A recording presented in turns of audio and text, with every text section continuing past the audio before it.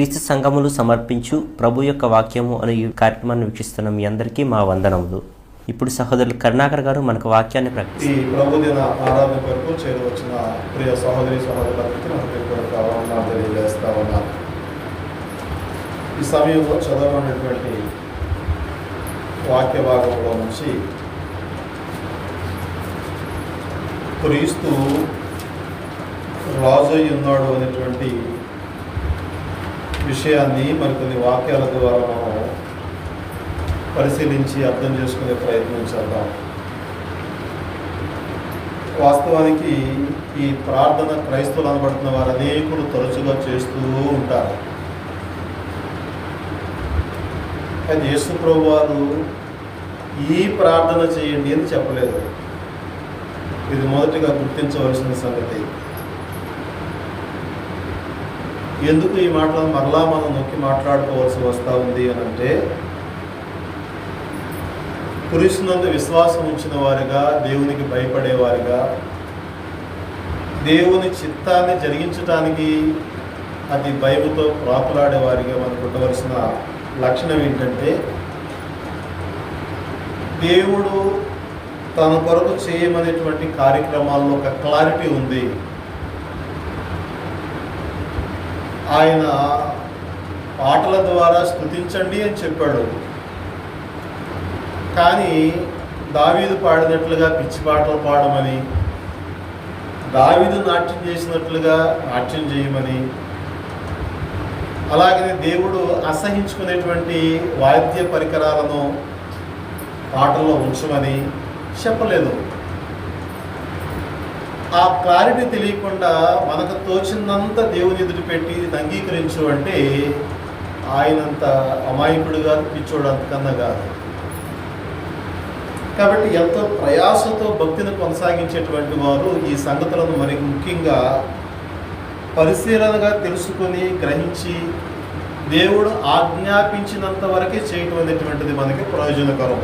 ఎందుకంటే దేవుడు తన వాక్యాన్ని ఇచ్చేటప్పుడు కూడా ఏం చెప్పాడు అంటే, ద్వితీయోపదేశ ఖండంలో చెప్పాడు, మధ్యలో సామెతల గ్రంథంలో చెప్పాడు, అలాగనే ప్రకటన గ్రంథం చివరి అధ్యాయం చివరి వచనాల్లో కూడా చెప్పాడు. ఏమనంటే, నేను మీకు ఆజ్ఞాపించినటువంటి మాటలతో మీరు ఏమీ కలపకూడదు, వాటిలో నుంచి మరి ఏమీ తీసివేయకూడదు, నేను ఏదైతే మీకు ఆజ్ఞాపించానో అది మాత్రమే చేయాలనేటువంటి ఆజ్ఞ ఖరాఖండిగా మానవులకు ఇవ్వబడింది.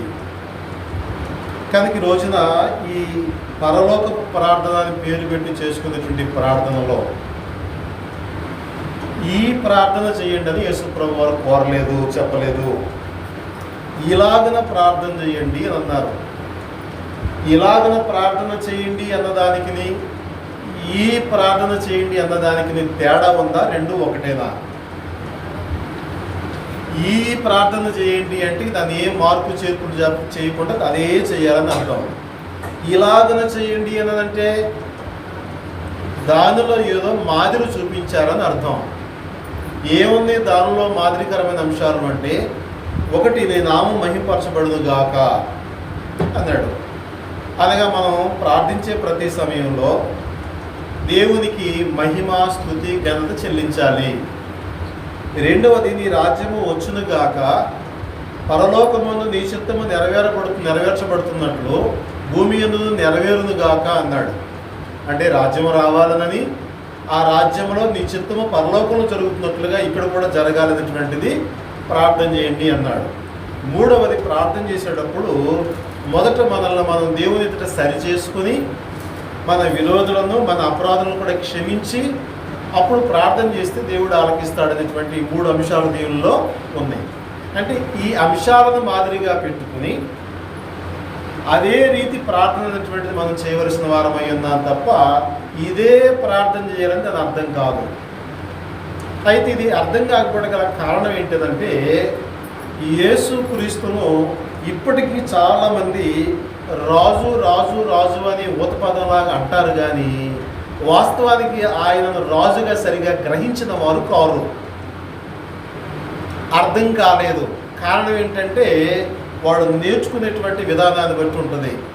వారికి నేర్పించే వారి యొక్క ఆ విధానాన్ని బట్టి వాడు గ్రహించే సంగతులు ఉంటాయి.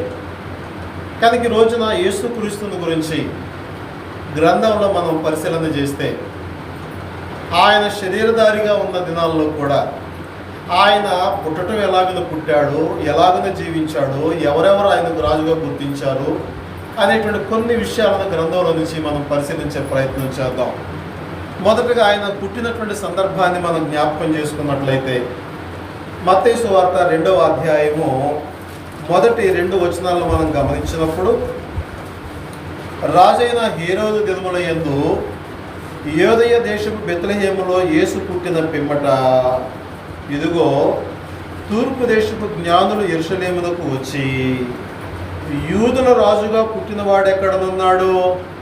తూర్పు దిక్కున మేము ఆయన నక్షత్రమును చూచి ఆయనను పూజింపవచ్చితమని చెప్పిరి. జాగ్రత్త గమనించారా? ఆయన పుట్టినటువంటి ప్రదేశంలో, దేశంలో లేక యూదయ దేశంలో ఉన్నటువంటి హేరోదుకు కానీ అక్కడున్న ప్రజలకు కానీ తెలియదు ఆయన పుట్టాడని. కానీ ఆయన పుట్టినప్పుడు ఆకాశంలో వెలిసిన నక్షత్రాన్ని కనుగొని దాని యొక్క సూచనలు బట్టి తూర్పు దేశం నుంచి యూదయ దేశానికి వెళ్ళి ఆ యూదయ దేశపు రాజు అయినటువంటి హేరోదును అడుగుతా ఉన్నారు వీళ్ళు ఏమని? యూదులకు రాజుగా పుట్టినవాడు ఎక్కడున్నాడు అని. అనగా తూర్పు దేశం నుంచి వెళ్ళినటువంటి జ్ఞానులకు అర్థమైంది యూదయ దేశంలో ఎవరో ఒక రాజు పుట్టాడు అని. ఇప్పుడు హేరోదు దానిని నమ్మాడా, కొట్టి పారేశాడా? మొదట కలవరపడ్డారు అందరూ. ఇదేంటి నాకు తెలియకుండా, నేను రాజునై ఉండగా నా కుటుంబంలో కాకుండా ఇంకా ఎక్కడో రాజు పుట్టడం ఏంటి అని యెరూషలేములో ఉన్నవాళ్ళు, యూదయలో ఉన్నవారు, హేరోదు ఇంటి వారు కలవరపడ్డారు.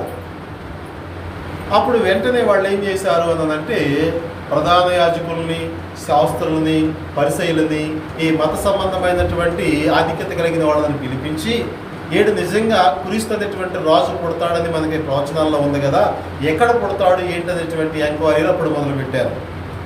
అటుప్పుడు జ్ఞానులు చెప్పినటువంటి సంగతిని హేరోదు కూడా నమ్మాడా లేదా? నమ్మాడు. కాబట్టి తనకు భవిష్యత్తులో అడ్డం వస్తాడేమోనని చెప్పి సాతాను చేత ప్రేరేపించబడి ఏ ప్రదేశంలో పుట్టింటాడో, అలాగే జ్ఞానులు వచ్చినటువంటి ఆ ప్రయాణం సమయం ఎంత పట్టిందో, వాళ్ళకి ఎప్పుడు నక్షత్రం కనబడిందో, వాళ్ళు ఇక్కడికి వచ్చేటప్పటికి ఏ సమయం పట్టిందో, ఈ యొక్క సమయాన్ని కాలానంతా లెక్కగట్టి ఆ యూదయ పరిసర ప్రాంతాల్లో ఉన్నటువంటి పట్టణాలన్నిటిలో 2 సంవత్సరాల్లోపు ఉన్నటువంటి చంటి బిడ్డలందరినీ చంపించే ప్రయత్నం చేసి ఆ కార్యాలను నెరవేర్చాడు హేరోదు.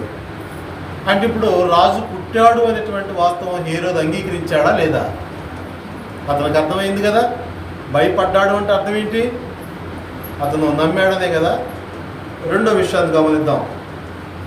మత్తయి సువార్తలోనే 20వ అధ్యాయం, మత్తయి సువార్త 20వ అధ్యాయము 20-21 వచనాలను చదువుదాం.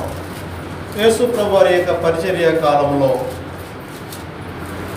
ఒక సంఘటన జరిగింది. ఏంటిదనంటే 20వ వచనం, అప్పుడు జబదయి కుమారుల తల్లి తన కుమారులతో ఆయన యొద్దకు వచ్చి నమస్కారం చేసి ఈ యొక్క మనవి చేయబోగా, నీవేమి కోరుచున్నామని ఆయన అడిగాను. అందుకమే, నీ రాజ్యమందు ఈ నా 2 కుమారులు ఒకడు నీ కుడివైపునను ఒకడు నీ ఎడమ వైపును కూర్చుండ సెలవిమ్మని ఆయనతో నేను అనగా జబదయి కుమారుల తల్లి అని మనం చూస్తూ ఉన్నాం. ఇప్పుడు ఆవిడ ఏం చేసింది? తన ఇద్దరు కుమారులు యేసుప్రభు శిష్యులే అయినా కానీ వారిని ప్రత్యేకంగా వెంట పెట్టుకుని ప్రభు దగ్గరికి వచ్చి ఆయనకు నమస్కారం పెట్టి అడుగుతుంది. ఏమనయ్యా, నువ్వు రాజ్యాన్ని స్థాపిస్తావని మాకు అర్థమైంది, నువ్వు రాజు అని మేము గ్రహించాము, నీవే మా మెస్సయ్యావు కనుక నువ్వు రాజ్యం స్థాపించినప్పుడు నీ యొక్క కుడివైపున ఒకడిని ఎడవైపున ఒకడిని నా 2 కుమారులకి ఆ ప్లేసులు ఇవ్వమని అడిగింది.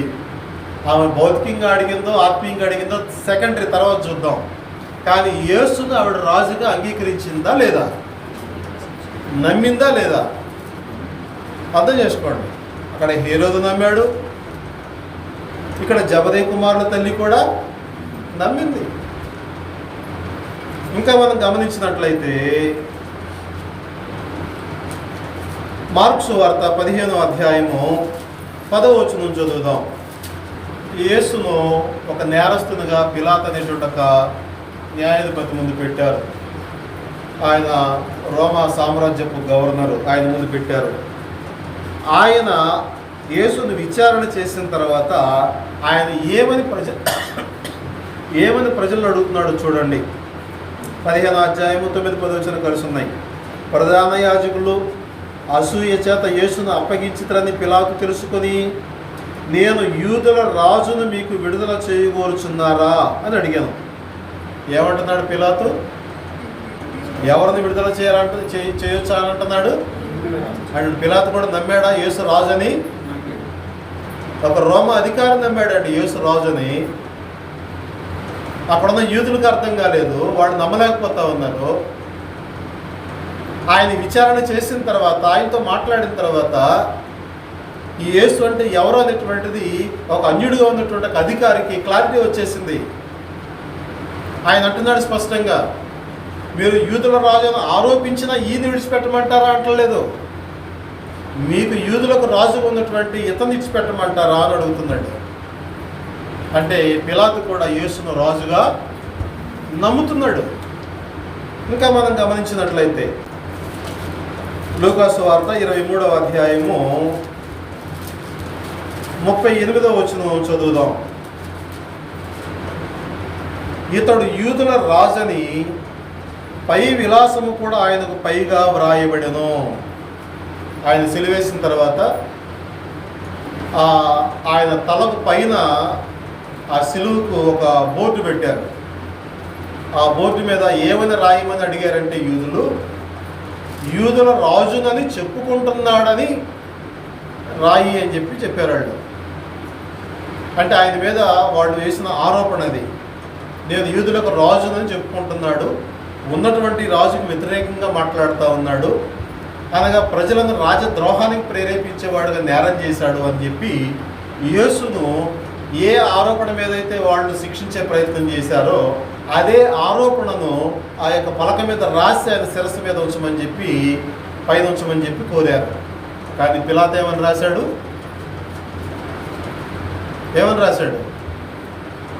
యూదుల రాజు అని రాశాడు. మార్క్స్ వార్తలో చూస్తే ఏమన్నాడు? యూదుల రాజు అయినటువంటి ఈయన విడిచిపెట్టాలా అని అడిగాడు. అంటే ఆయనకు నిర్ధారణకు వచ్చేసాడు, ఈయన రాజు అని నిర్ధారణకు వచ్చేసాడు. అలాగనే వాళ్ళు ఒక ఆరోపణ చేసి ఆ ఆరోపణ నేరంగా అక్కడ బోర్డు మీద రాయమంటే ఈయన యూదుల రాజు అని బోర్డు రాసి పెట్టేశాడు. గమనించండి. తర్వాత మూడవది మరొక మాట మనం గమనిస్తే అక్కడే 23వ అధ్యాయము 42వ వచనం కూడా చదువుదాం. 23వ అధ్యాయం 42వ వచనం గమనిస్తే, ఆయనను చూచి యేసు, నీవు నీ రాజ్యములోనికి వచ్చినప్పుడు నన్ను జ్ఞాపకము చేసుకొనుమనెను. ఎవరితనో? శిలువ మీద ఉన్నటువంటి దొంగ. ఆయనతో కూడా సిలువ వేయబడినటువంటి ఇద్దరు దొంగలలో ఒక దొంగ అంటున్నాడు, యేసు, నీ రాజ్యముతో నీవు వచ్చినప్పుడు నన్ను కూడా జ్ఞాపకం చేసుకొని నీ రాజ్యంలో ఉండేటట్లుగా అంటున్నాడు. అంటే ఇప్పుడు సిలువ మీద ఉన్నటువంటి ఆ గజ దొంగకు కూడా యేసు ఎవరని తెలిసింది, అర్థమైంది అతనికి. కాబట్టి నీ రాజ్యంతో వచ్చినప్పుడు నన్ను జ్ఞాపకం చేసుకున్న ఆయన అని ఒక దొంగ కూడా ఆయన్ని గ్రహించినటువంటి వైనాన్ని మనం గమనిస్తూ ఉన్నాం. ఇంకా మనం పరిశీలించినట్లయితే యోహాను సువార్త 1వ అధ్యాయము, యోహాను సువార్త 1వ అధ్యాయము 49వ వాక్యాన్ని చదువుదాం. ఇక్కడ యేసు ప్రభు శిష్యుడు ఒక ఆయన వెళ్ళి తన స్నేహితుడిని పిలుచుకొచ్చాడు. మేము మెస్సయ్యాను కనుగొందాం అంటే, మెస్సయ్యానా అంటే ఏ ఊరు నుంచి అంటే నజరేత్ నుంచి అన్నాడు. నజరేతులో నుంచి ఏదైనా మంచిదైతే రాగలిగింది ఏమన్నా ఉందా అంటే, సరే వచ్చి చూడవయ్యా అన్నాడు.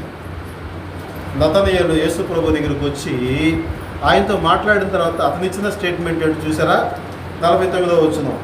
నతనయేలు, బోధకుడా, నీవు దేవుని కుమారుడవు, ఇశ్రాయేలు రాజు అని ఆయనకు ఉత్తరం ఇచ్చాను.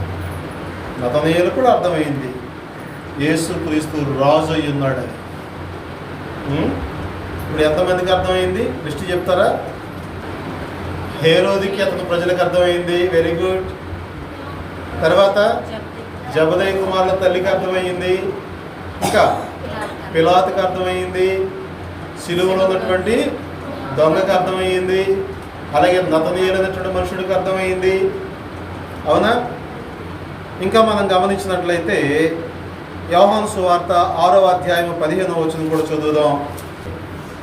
రాజుగా చేటుకు వారు వచ్చి తను బలవంతము పట్టుకొని పోవచ్చున్నారని యేసు ఎరిగి మరలా కొండకు ఒంటరిగా వెళ్ళెను. అండ్ యేసు ప్రభు చేత ఎవరైతే మేలులు పొందారో, ఆయన ద్వారా ఎవరైతే కార్యాలు పొందుకున్నారో, ఆయనను విశ్వసించి ఎవరైతే వెంబడిస్తా ఉన్నారో వారందరూ కూడా ఏం చేయాలనుకున్నారట? ఆయన రాజుగా చేసేద్దామని డిసైడ్ అయిపోయి ప్రయత్నాలు మొదలుపెట్టారట. అనగా ఈయన భౌతిక సంబంధ విషయాల్లోనే ఎంత సహాయం చేస్తూ ఉన్నాడు, ఆత్మీయ విషయాల్లో కూడా సహాయం చేస్తూ ఉన్నాడు కదా, ఇతను మనకు భౌతిక సంబంధం రాజుగా ఉంటే ఇంకెంత బాగుంటుందని చెప్పి వాళ్ళు కూడా యేసును రాజుగానే గుర్తించారు. కనుకనే భౌతిక సంబంధమైన రాజుగా ఏర్పాటు ఉంచేదానికి వాళ్ళు ప్రయత్నాలు మొదలుపెట్టారు. ఇంకా అలాగనే మనం గమనించినట్లయితే యోహాను సువార్తలోని 18వ అధ్యాయము 37వ వచనం చదువుదాం. యోహాను సువార్త 18వ అధ్యాయము 37వ వచనం మనం గమనించినట్లయితే, అందుకు పిలాతు నీవు రాజువా అని ఆయన అడగగా యేసు నీవన్నట్టు నేను రాజునే. మనుషులందరూ అంగీకరిస్తూ ఉన్నారు, ఆయన గ్రహించారు, అధికారులు గ్రహించారు, వెంటబడే విశ్వాసులు గ్రహించారు, యోధా ప్రజలు గ్రహించారు ఆయన రాజునని. అలాగే చివరికి ఆయన కూడా ఏం చెప్తున్నాడు? నువ్వు అన్నట్టు నేను రాజునే, కానీ నా రాజ్యం ఇహ సంబంధమైనది అంటే దాని అర్థం ఏంటి? ఈ భూమి మీద ఉండేటువంటి రాజ్య పరిపాలనకు నా పరిపాలనకు నా రాజ్యానికి పొత్తు ఉండదు. ఇక్కడ పరిపాలన విధానం వేరుగా ఉంటుంది, నా పరిపాలన విధానం వేరుగా ఉంటుంది. నా రాజ్యము ఆత్మ సంబంధమైనటువంటి రాజ్యము అని యేసు ప్రభు వారి గురించి ఎంతమంది గ్రహించినట్లు మనం పరిశీలన చేస్తూ ఉన్నాం. ఇంకా కొన్ని విషయాలు మనం గ్రహిస్తే యేసు ప్రభు వారు శిలువ మరణం పొందేదానికి ముందు ఆయన జయోత్సాహంతో యెరూషలేములోనికి ప్రవేశిస్తాడని ఒక ప్రవచనం ఉంది. ఇందాక మనం హేరోదు రాజు గురించి జ్ఞాపకం చేసుకున్నాం కదా. ఎప్పుడైతే హేరోదు రాజుకి ఈ యొక్క సమాచారం వినబడిందో అతని రాజ్య ప్రజలందరూ కలవరపడ్డారు. ఇదేంటి ఆయన మనకు తెలియకుండా రాజు పుట్టడం వీటిని కలవరపడి ఆ రాజ్యంలో ఉన్నటువంటి ప్రధాన యాజకుడిని, శాస్త్రులని, పరిసయ్యులని, అతని సమూహంలో ఉండేటువంటి ముఖ్యమైన మతాధికారులందరిని పిలిపించి ఈ క్రీస్తు ఎక్కడ పుడతాడని ఉంది, ప్రవచనాల్లో ఏముంది ఒకసారి మీరు ఆ గ్రంథాలను తిరగేయండి అని చెప్పేసి ఆజ్ఞాపించాడు. అప్పుడు వాళ్ళు ఏం చేశారు? వెంటనే ఆ పాత నిబంధన గ్రంథాలన్నీ పరిశీలన చేసి ఒక మాట చెప్పారు. చూద్దాం ఆ మాటను ఒకసారి మళ్ళా. మత్తయి సువార్త 2వ అధ్యాయము 4వ వచనం నుంచి చదువుతా ఉన్నాను. కాబట్టి రాజు ప్రధాన యాజకులను ప్రజల్లో నుండి శాస్త్రులను అందరినీ సమకూర్చి క్రీస్తు ఎక్కడ పుట్టిందని వారిని అడిగాను. అందుకు వారు యోదయ బెత్లెహేములోనే, ఏలయనగా యోదయ దేశపు బెత్లెహేమా, నీవు యోధా ప్రధానంలో ఎంత మాత్రము అల్పమైన దానవు కావు, ఇశ్రాయేలు నా ప్రజలను పరిపాలించే అధిపతి నీలో నుండి వచ్చును అని ప్రవక్త ద్వారా వ్రాయబడి ఉన్నది రాజా అని చెప్పి వాడు సమాధానం చెప్పారు. అంటే యేసుక్రీస్తు కేవలం రక్షకుడు మాత్రమే కాదు, విమోచకుడు మాత్రమే కాదు, ఆయన రాజుగా ఈ లోకానికి పంపబడ్డాడు. ఈ ప్రవచనాల్లో ఉన్నటువంటి వచనాలు కొన్నిటిని మనం పరిశీలన చేద్దాము. ఇది ఎక్కడుంది అంటే, ఇది మత్తయి సువార్త 2వ అధ్యాయం 5వ వచనంలో ఉన్నటువంటి ఈ యొక్క ప్రవచనం ఎక్కడున్నది అంటే మీకా గ్రంథము 5వ అధ్యాయము 2వ వచనం చదువుదాం. బెత్లెహేము ఎఫ్రాత, యూదా వారి కుటుంబంలో నీవు స్వల్ప గ్రామమైనను నా కొరకు ఇశ్రాయేలీయులను ఏలబోవాడు నీలో నుండి వచ్చును. పురాతన కాలము మొదలుకొని శాశ్వత కాలము ఆయన ప్రత్యక్షమగుచుండెను. గమనించండి, ఇశ్రాయేలు తన ప్రజలను ఏలుబడి చేసేదానికి ఆయన ఎక్కడి నుంచి వస్తాడట? బెత్లెహేములో నుంచి వస్తాడు అని చెప్పబడింది. కాబట్టి బెత్లెహేములోనే, యోదయ బెత్లెహేములోనే అనేటువంటి సమాచారం ఇచ్చినప్పుడు ఆ పరిసర ప్రాంతంలో ఉన్న చంటి బిడ్డలందరినీ హేరోదు రాజు చంపించే ప్రయత్నం చేశాడు. ఈ పుట్టినవాడు నాకు రాజరికంలో అడ్డం వస్తాడని. గమనించండి. ఇంకా గమనించినట్లయితే ఇందు గురించి ఏం ప్రవచనాలు ఉన్నాయి ఏంటంటే, జకరియా గ్రంథము 9వ అధ్యాయము 9వ వచనం కూడా చదువుదాం. జకరియా గ్రంథము 9వ అధ్యాయము 9వ వచనం మనం గమనిస్తే, సియోను నివాసులారా బహుగా సంతోషించుడి, యెరూషలేము నివాసులారా ఉల్లాసముగా ఉండుడి. నీ రాజు నీతిపరుడును రక్షణ గలవాడును దీనుడునై గాడిద పిల్లను ఎక్కి నీ యొద్దకు వచ్చుచున్నాడు అని యేసు ప్రభువుని గురించి ముందుగానే ప్రవచనం చెప్పబడింది. ఆయన ఎలా వస్తాడట? గాడిద పిల్లను ఎక్కి వస్తాడు అని చెప్పబడింది. మరి జరిగాయి సంఘటనలో జరిగాయి అవి కూడా చూద్దాం. ఆ వచనాలు కూడా మనం పరిశీలన చేద్దాం. ఆయన నిజంగానే గాడిద పిల్ల మీద ఎక్కి వచ్చాడా? ఆ ప్రవచనం నెరవేరిందో లేదో గమనిద్దాం. మత్తయి సువార్త 21వ అధ్యాయము మొదటి నుంచి మనం గమనిస్తే, యేసు ప్రభువు తను శిలువ మరణం పొందడానికి సమయం సమీపించిందని గుర్తించినప్పుడు ఆయన చివరి విందును అనగా పస్కా విందును సిద్ధం చేయమని చెప్పాడు. ఆ సిద్ధం చేసేదానికి మీరు పలానా చోటకు వెళ్ళండి, అక్కడ బోధకుడికి ఒక గది కావాలని చెప్పేసి మీరు అడగండి అంటే అతను ఇస్తాడు.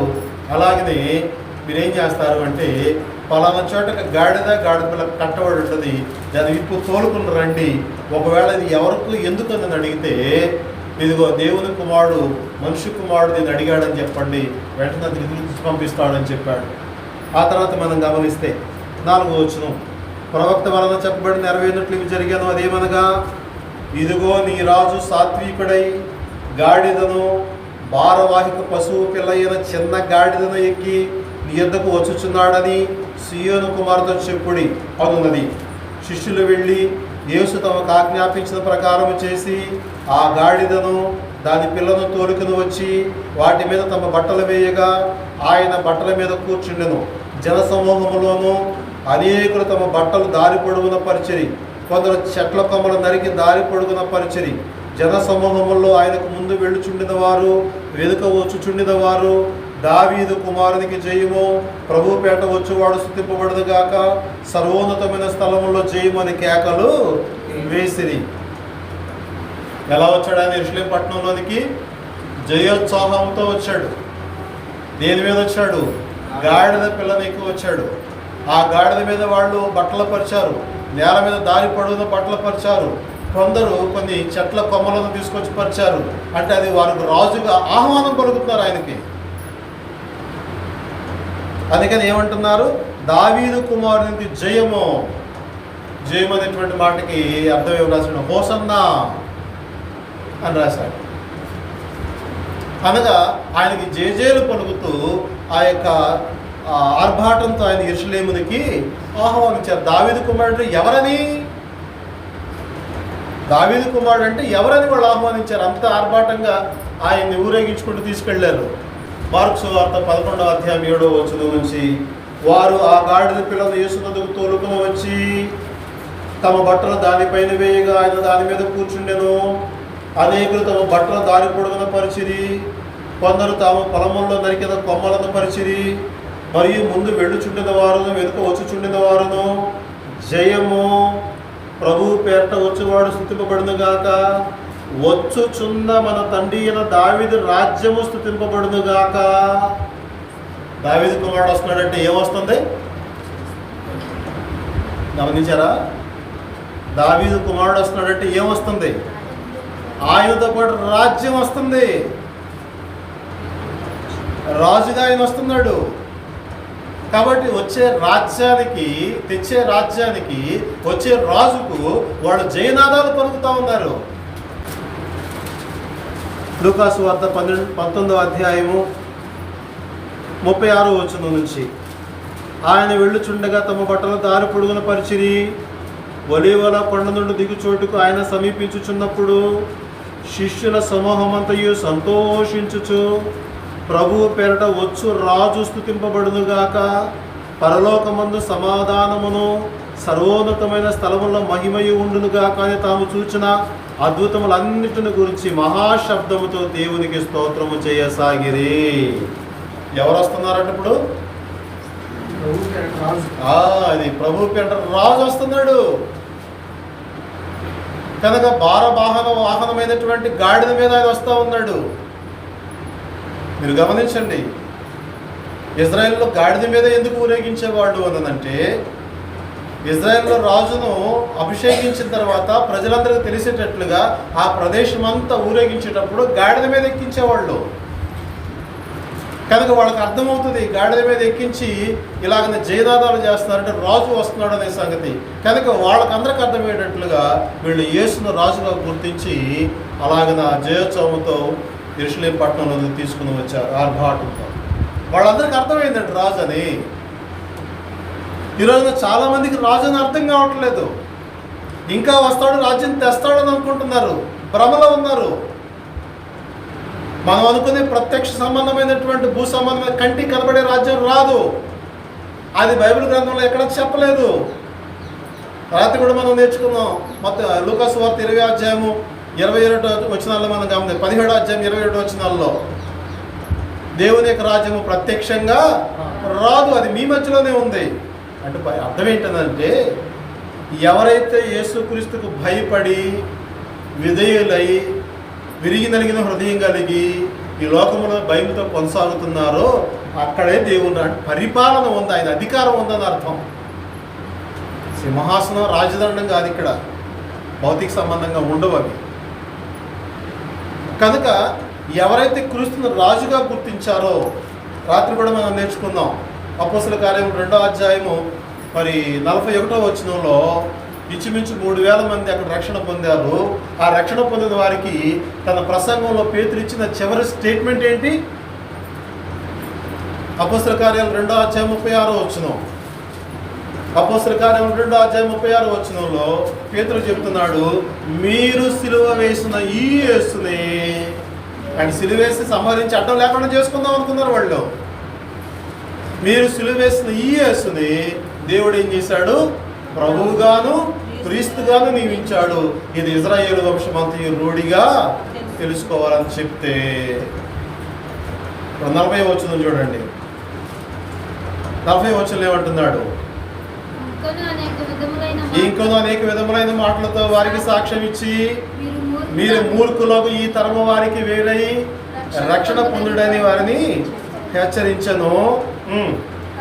కాబట్టి అతని వాక్యం అంగీకరించిన వారు బాప్తిసం పొందారు. ఏ వాక్యం అంగీకరించారు? యేసు రక్షకుడు మాత్రమేనా? యేసుకు విమోచకుడు మాత్రమేనా? యేసు దేవుని కుమారుడు మాత్రమేనా? ఏమని అంగీకరించారు? యేసు క్రీస్తుని, యేసు ప్రభువు అని, అనగా ఆయన రాజునని వారందరూ అంగీకరించి అతని వాక్యం అంగీకరించిన వారు బాప్తిసం పొందారు. ఈరోజు బాప్తిసం పొందుతున్న వాళ్ళకి ఈ క్లారిటీ ఉండట్లా. రక్షకుడు అంతే, విమోచకుడు, దయామయుడు, కరుణామయుడు, దీర్ఘశాంతం గలవాడు, ఇదే. అంత మాత్రమే కాదు మిత్రులారా, ఆయన మనకు రాజు అయి ఉన్నాడు. ఎవరైతే ఆయనకు లోబడతారో, విశ్వాసం ఉంచుతారో, విధేయత చూపిస్తారో వారందరూ తన ఆత్మ సంబంధమైన రాజ్యంలోనికి ఆయన చేర్చుకుంటున్నాడు, ఆయన చేర్చుకుంటాడు. ఇది అదృశ్యమైనటువంటి రాజ్యం. ఇది అక్కడ ఇక్కడ ఉందని చెప్పేదానికి వీలు కానటువంటి రాజ్యం ఇది. అందుకని యేసుప్రభు వారు ఇదిగో అక్కడ, ఇదిగో ఇక్కడ చెప్ప వల్ల పడదు అన్నాడు. ఆయన ఎక్కడైనా ఉంటుంది భూమి మీద. తనకు విధేయులైన వారు ఎక్కడుంటే అక్కడ ఉంటుంది ఆ రాజ్యం. ఆయన ఏంటంటే భయపడి బ్రతికే వాళ్ళు ఎక్కడుంటే అక్కడ ఆయన అధికారం ఉంటుంది.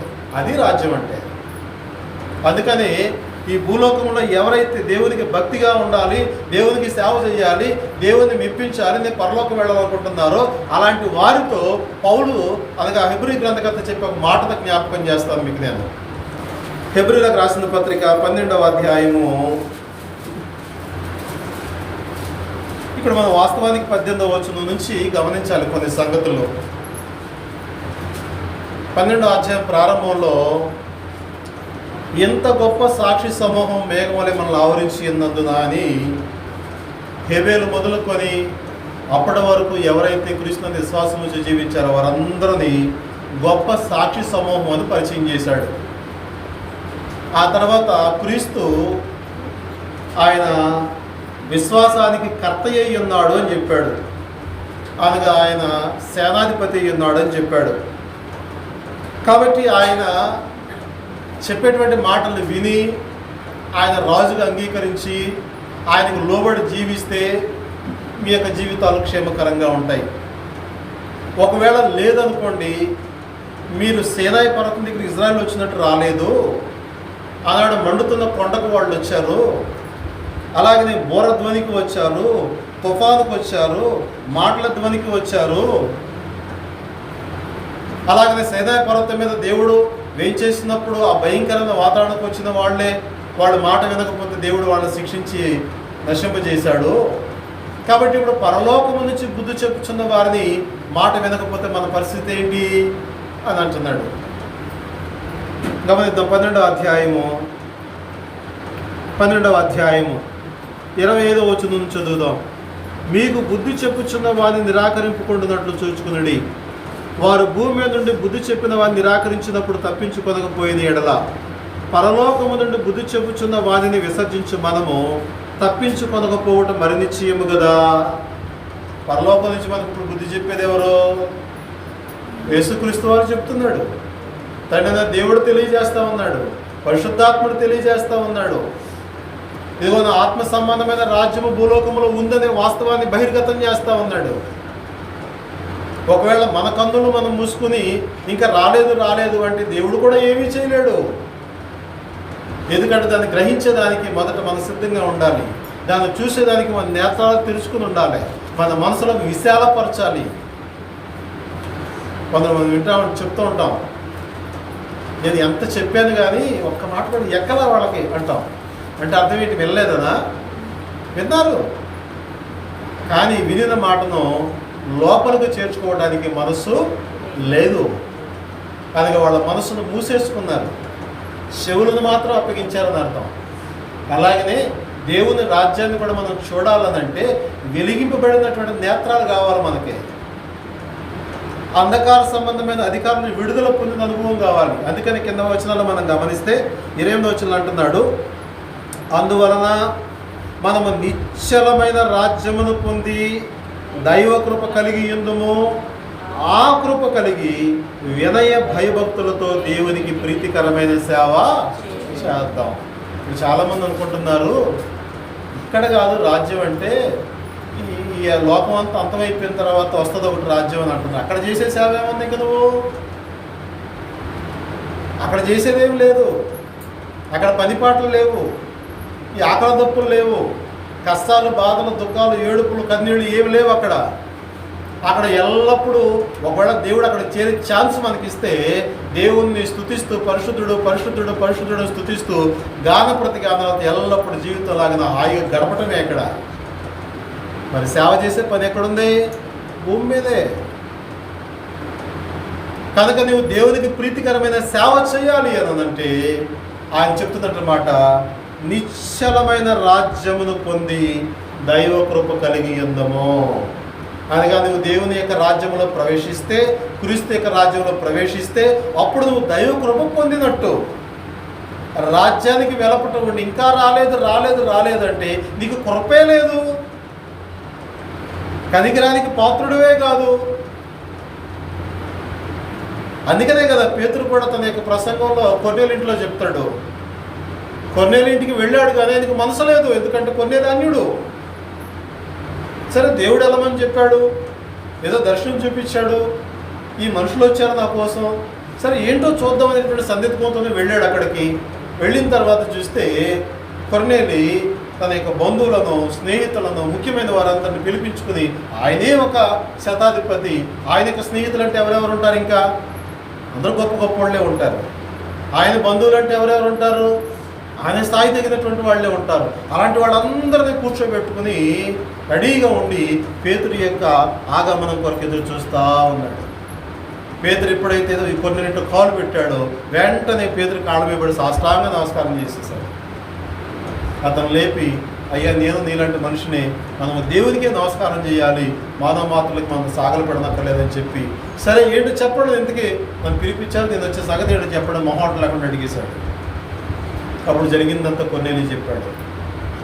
కొన్నేళ్ళు చెప్పిన సంగతి, తనకు వచ్చినట్టు కళ సంగతి, తర్వాత దేవుడు దూత ద్వారా తడువు చేయకుండా వాడితో వెళ్ళు వచ్చి ఆజ్ఞాపించిన మాటను, ఇక్కడ ఉన్నటువంటి సిచ్యువేషన్ అంతా గుర్తు ఒకసారి అతను బేరే చేసుకుని అంటున్నాడు, దేవుడు పక్షపాతి కాడని ఇప్పుడు నిజముగా నేను గ్రహించి ఉన్నాను. అపోస్తల కార్యాల 10:34 దేవుడు పక్షపాతి కాడని ఇప్పుడు నిజముగా నేను గ్రహించి ఉన్నాను. ప్రతి జనములోనూ ఆయనకు భయపడి నీతిగా నడుచుకున్న వారందరినీ ఆయన అంగీకరిస్తాడు అని 36వ అంటున్నాడు. యేసుక్రీస్తు అందరికీ ప్రభు. అందరికీ ఏదంటే ఇప్పుడు దాకా యూదులే కొంతమంది గ్రహించారు, ఇప్పుడు ఆయన అన్యులకు కూడా ప్రభువే. ప్రతి జనములోనూ, ఏ జాతిలోనైనా, ఏ ప్రాంతంలోనైనా, నువ్వు ఎక్కడి వాడివైనా, ఎవరివైనా సరే, ఆయనకు భయపడి నీతిగా నడుచుకునేటువంటి వ్యక్తిత్వం మనసు మనకుంటే వాళ్ళందరి పక్షంగా ఆయన వారిని తన రాజ్యంలో చేర్చుకునేదానికి సిద్ధంగా. కాబట్టి ఆయన అందరికీ ప్రభువు అయి ఉన్నాడు. కనుక క్రీస్తును ప్రభువుగా అంగీకరించకుండా ఇంకా వచ్చినప్పుడు ఇప్పుడు రాజ్యం తెస్తాడు అంటే అది లేదు. గమనించాలి మనం. ఆయన వచ్చినప్పుడు రాజ్యాన్ని గురించి చేసే పని చాలా స్పష్టంగా వ్రాయబడుతుంది గ్రంథంలో. ఏమనుందో తెలుసునా? కొరింథీ మొదటి పత్రిక 15వ అధ్యాయంలో మనం గమనిస్తే ఆయన వచ్చినప్పుడు రాజ్యం తెచ్చే వ్యవహారం అయితే లేదు, కానీ రాజ్యాన్ని అప్పగించేసే వ్యవహారం ఉంది. చూసుకోండి కావాలంటే. కొరింథీ మొదటి పత్రిక 15వ అధ్యాయము 24వ వచనం నుంచి చదువుదాం. అటు తర్వాత ఆయన సమస్తమైన ఆధిపత్యమును, సమస్తమైన అధికారమును, బలమును కొట్టివేసి తన తండ్రి అయిన దేవునికి రాజ్యము అప్పగించును. అప్పుడు అంతము. ఎప్పుడు అంతం వస్తుంది? రాజ్యాన్ని అప్పగించేసినాక. మనవాళ్ళు అనుకునేది ఏంటి? అంతమైనాక రాజ్యం వస్తుంది. అది ఏం సంబంధం ఉందా? దేవుని యొక్క వాక్యానికి మనుషుల అభిప్రాయానికి ఎంత వ్యత్యాసం ఉందో చూడండి. అనగా ఇప్పుడు ఆయన సంపాదించుకున్న రాజ్యము, దేవుని చేత ప్రభువుగా క్రీస్తుగా నియమించినటువంటి ఆ రాజు ఉన్నటువంటి ఆయన విశ్వాసం ఇచ్చిన వారందరూ తన రాజ్యంలో చేర్చుకుని తన యొక్క అధికారాన్ని ఏలుబడిని వారి మీద ప్రదర్శిస్తూ తనకు లోబడిన వారందరినీ కూడా ఏం చేస్తాడంటే ఒకనొక దినాన తండ్రికి ఈ రాజ్యవాసులందరిని అప్పగించేస్తాడు. అప్పుడు లోకానికి అంతం వస్తుంది. వాళ్ళ రాజ్యంలో మనం ఉండకపోతే విడిచిపెట్టబడేటువంటి వారి గుంపులో మనం కూడా ఉంటాం. వీరందరూ దేనికి నియమించబడ్డారు అంటే అగ్ని గంధకములతో పాటు గుండానికి నియమించబడ్డారు. కాబట్టి ప్రియ సహోదరి సహోదరులను గమనించండి, క్రీస్తు రాజులకు రాజు అయి ఉన్నాడు. ఆయన ఎవరైతే అనేది విశ్వాసం నుంచి జీవిస్తారో, రక్షణ పొంది ఆయన రాజ్యంలో ప్రవేశిస్తారో వారిని పేతురు అంటాడు, మీరు రాజులు అన్నాడు. ఆయన రాజులకు రాజు అయితే తన రాజ్యంలో ఉన్నవాళ్ళు ఎవరట? రాజకుటుంబీకులు వీళ్ళు. పేతురు మొదటి పత్రిక 2వ అధ్యాయం 9వ వచనం. పేతురు రాసిన మొదటి పత్రిక 2వ అధ్యాయం 9వ వచనం గమనిస్తే, అయితే మీరు చీకటిలో నుంచి ఆశ్చర్యకరమైన తన వెలుగులోనికి మిమ్మల్ని పిలిచిన వారి గుణాతిశయములను ప్రచురము చేయి నిమిత్తము ఏర్పరచబడిన వంశమును, రాజులైన యాజక సమూహమును, పరిశుద్ధ జనమును, దేవుని సొత్తైన ఎవరి ప్రజలు? చీకటిలో నుంచి వెలుగులోనికి పిలువబడిన వారు, అంధకార సంబంధమైన అధికారంలో నుంచి క్రీస్తు యొక్క అధికార గ్రంథకు వచ్చిన వారు. ఎవరై ఉన్నారు వీళ్ళు? రాజులై ఉన్నారు, యాజకులై ఉన్నారు. ఏర్పరచబడిన వంశం, ఒక పరలోక సంబంధమైన వంశం వీళ్ళు, ఒక ప్రత్యేకమైన పరిశుద్ధ జనాంగం వీళ్ళు.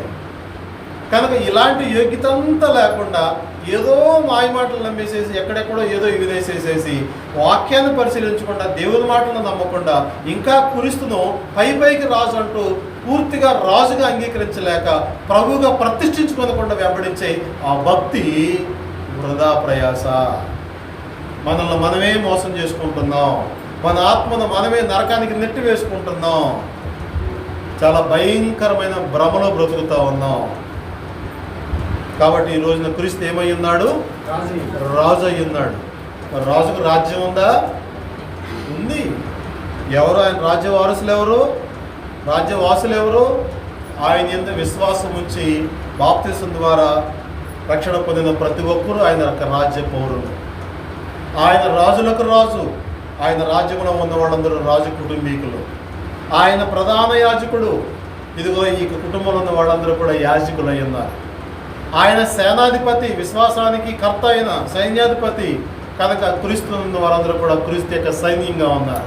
ఎంత గొప్ప ఆధిక్యతతో క్రీస్తు తన రాజ్యములు ఇచ్చేదానికి మనకి అవకాశం ఏర్పాటు చేస్తే దాన్ని గ్రహించకుండా మన యొక్క మనసును మూసేసుకొని మన కళ్ళను మనం అడ్డు పెట్టేసుకొని అదే అంధత్వంలో వెళ్ళిపోవడం వల్ల నష్టం ఎవరికి?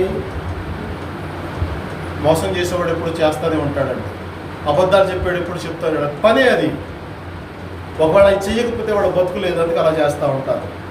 మనకుండాలిగా, అయ్యో నేను మోసపోతున్నానా, నేను మాయలో ఉన్నానా, నేను భ్రమలో ఉన్నానా, నా ఆత్మ పరిస్థితి ఏంటి, నా కుటుంబం పరిస్థితి ఏంటి, నా భవిష్యత్తు ఏంటి మనం గ్రహించుకుంటాం కదా. భౌతిక జీవితాల గురించి జాగ్రత్త తీసుకుంటామో ఇవన్నింటిలో. ఎంత మంచి మాటలు చెప్పినా, ఎంత మనకు మేలుకైన మాటలు చెప్పినా ఆయన నాకు పనికి వచ్చేది ఏంటి, నిజంగా నాకు సూట్ అయ్యేది ఏంటి వాటిలో అని మనం గ్రహించుకుంటామా లేదా? మరి ఆత్మల గురించి అంత శ్రద్ధ తీసుకోవాల్సిన అవసరం లేదా? ఒకసారి ఆలోచించండి.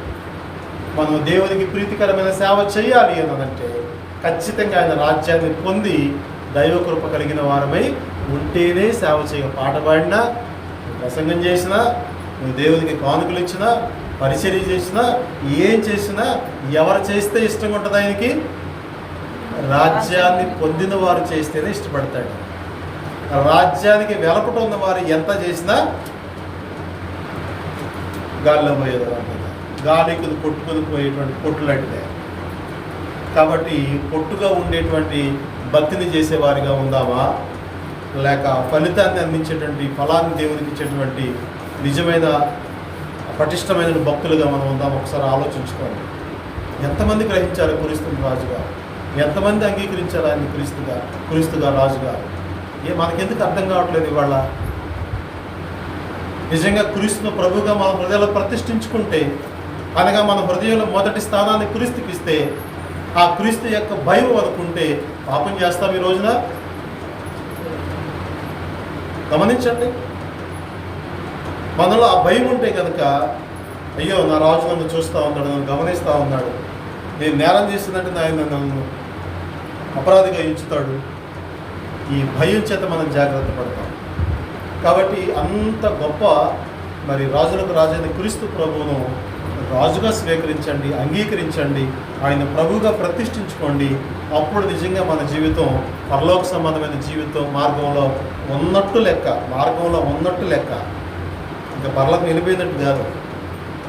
ఈ మార్గంలో దిక్కులు చూడకుండా, పుట్టుగంత లేకుండా కుదురుగా జాగ్రత్తగా నడిస్తే వాక్యానుసారంగా, అప్పుడు ఏమన్నా ఆయన ఛాన్స్ ఇస్తాడేమో దీనికి పరలోకం వెళ్ళేదానికి. అంతే తప్ప వీళ్ళకి వాళ్ళ కళల్లో చూసి మాయ మాటల్లో వినేసి నేను పరలోకం వెళ్ళిపోతుంది అనుకుంటే ఇక అంతకంటే పిచ్చి బ్రహ్మం పోటీ ఉంటుంది. కాబట్టి క్రీస్తును రాజుగా గుర్తిద్దాం, రాజుగా అంగీకరిద్దాం, ఆయన ప్రభువుగా ప్రతిష్ఠించుకుందాం, ఆయనకు రాజ్య వారసులుగా ఆయనకు తగినట్టుగా జీవించే ప్రయత్నం చేద్దాం. అలాగే దేవుడు మన హృదయాలను మరి వాక్యంలో స్థిరపరచాలని కోరుకుంటూ ఈ కొద్ది వాక్యాన్ని ముగిస్తా ఉన్నాను. దేవుడు జీవము గల దేవుడు, దేవుడయ్య దేవుడు, మహా మంచి దేవుడు.